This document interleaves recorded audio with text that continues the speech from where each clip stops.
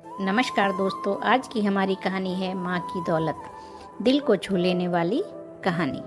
एक गांव में मोहन नाम का एक गृहस्थ रहता था। उसकी पत्नी का नाम रमा था। उनको 2 बेटे और 2 बेटियां थी। एक छोटा सुखी परिवार था। मोहन ने अपना सब पैसा उसके बेटे और बेटियां, इनकी पढ़ाई, शादी और उनके लिए अच्छा घर बनाने में खर्च कर दिया। मोहन के बेटे और बहुएं स्वार्थी थे। माँ बाप ने इतना सब किया था, फिर भी मोहन को अपने बेटे बहू के रहमो करम पर जीना पड़ रहा था। उन दोनों को बेटों और बहुओं से बहुत ज़्यादा हीनता और अपमान का बर्ताव मिलता था। अचानक एक दिन मोहन की मृत्यु हो गई। वो बेचारा तो इस दर्द से मुक्त हो गया, पर रमा मात्र अकेली रह गई। रमा ऐसे ही उदास मन स्थिति में मंदिर गई। वहाँ उसे उसकी बचपन की सहेली शांता मिली। उसे देखकर उसे अच्छा लगा। रमा को उदास देखकर शांता ने रमा से उसके उदासी का कारण पूछा। रमा ने अपने दुखी जीवन का सभी विवरण शांता को बताया। यह सब सुनकर शांता ने उसे गुप्त में कुछ तो कहा। वो सभी सुनकर रमा को थोड़ा सा साहस मिला। दूसरे दिन सुबह जिस प्रकार शांता एक बैग लेकर रमा के पास गई और वो जैसे पहली बार ही मिल रही हो ऐसा बर्ताव किया। शांता ने रमा को गले लगा लिया। रमा ने शांता को पूछा, शांता, तुम यहाँ हमारे गांव में कब आई और किसके घर ठहरी हो?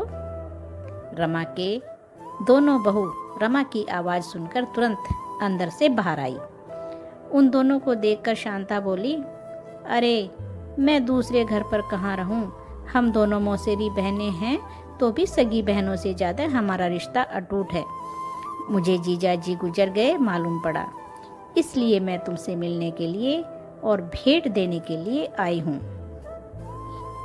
पहले दिन तय किए अनुसार रमा बोली, शांता, तुम मुझे मिलने के लिए आई, यह सुनकर बहुत अच्छा लगा, पर तुम मुझे भेंट देने के लिए कुछ लाई हो, उसका अर्थ मुझे कुछ समझ में नहीं आया। शांता जानबूझकर रोने का सुर निकाल कर बोली, अरे रमा, मुझे पता है कि आप दोनों ने तुम्हारा सभी पैसा बेटे बेटी की पढ़ाई, शादी और उनके लिए अच्छा घर बनाने के लिए खर्च कर डाले। आप दोनों ने खुद के लिए कुछ भी नहीं रखा।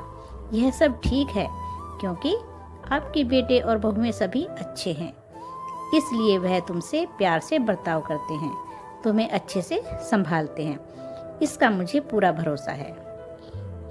लेकिन हमारे यहाँ पर सब कुछ उल्टा है।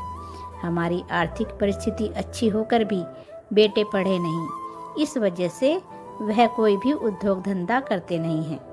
उनको सिर्फ बैठकर खाना आता है। अमीर है, इस वजह से उनकी शादी भी हो गई, परंतु उनकी पत्नियां हम दोनों का बार बार अपमान करती रहती हैं और मेरे बच्चे वह देखकर भी कुछ भी नहीं बोलते उन्हें। फिर शांता आंखें पोंछने का नाटक करती है और वह आगे बोली, अभी ऐसी परिस्थिति में हम दोनों को जीने की इच्छा भी नहीं होती और अब हमारी जिंदगी भी कितनी बची है। इसीलिए मैंने तय किया कि मेरे पति का नज़दीकी कोई भी नहीं है और तुम्हारे सिवाय मेरा कोई भी नहीं है। इसलिए सब पैसा बेटों को देने के बजाय तुम्हें आधे पैसे दे दूं, ऐसा विचार करके मैं और मेरे पति की रजामंदी से 25 तोला वजन के 10-12 सोने के गहने और 50,000 रुपये इस बैग में लाई हूँ। इस बैग में 45,000 की नोटें हैं और 1 रुपये की 5,000 नाणे हैं। अभी तुम कुछ भी ना कहते हुए हमारा प्यार समझकर यह बैग और उसकी चाबी ले लो। मैं सिर्फ तुम्हारे पास चाय पीकर तुरंत चली जाऊंगी।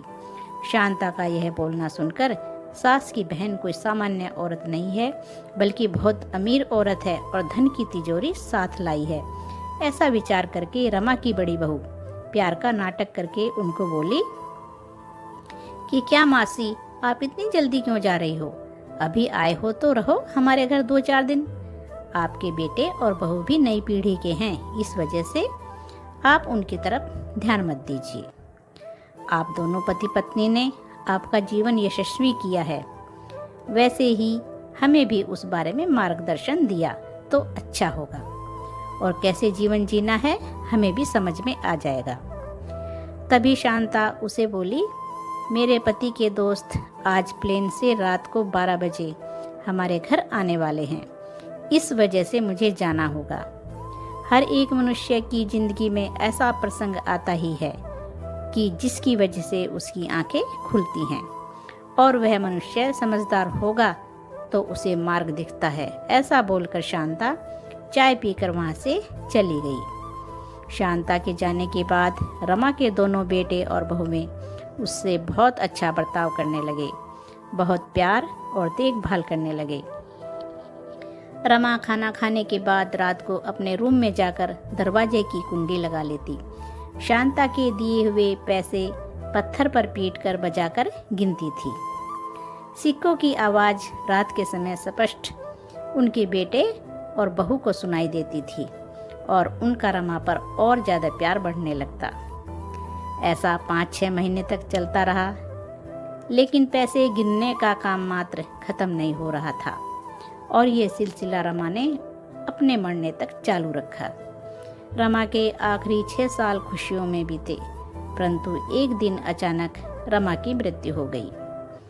उसके जाने के बाद रिवाज और लोकलाज के लिए उसके बहुओं ने और बेटों ने आंसू बहाए। फिर उन्होंने शमशान से आने के बाद उन्होंने तुरंत माँ के रूम में जाकर उस बैग का ताला खोला और उनको बड़ा धक्का लगा, क्योंकि उसमें सिर्फ पुराने समाचार पत्र, 4-5 वजनदार पत्थर और सिर्फ 1 रुपया था। वो रुपया भी पत्थर पर पीटने पर पूरा का पूरा खराब हो गया था। तो दोस्तों, कहानी कैसी लगी? अपनी माँ को प्यार करते हैं तो फ्रेंड्स लाइक कीजिए, शेयर कीजिए और चैनल को सब्सक्राइब कीजिए और अपनी माँ का ध्यान रखिए। धन्यवाद दोस्तों।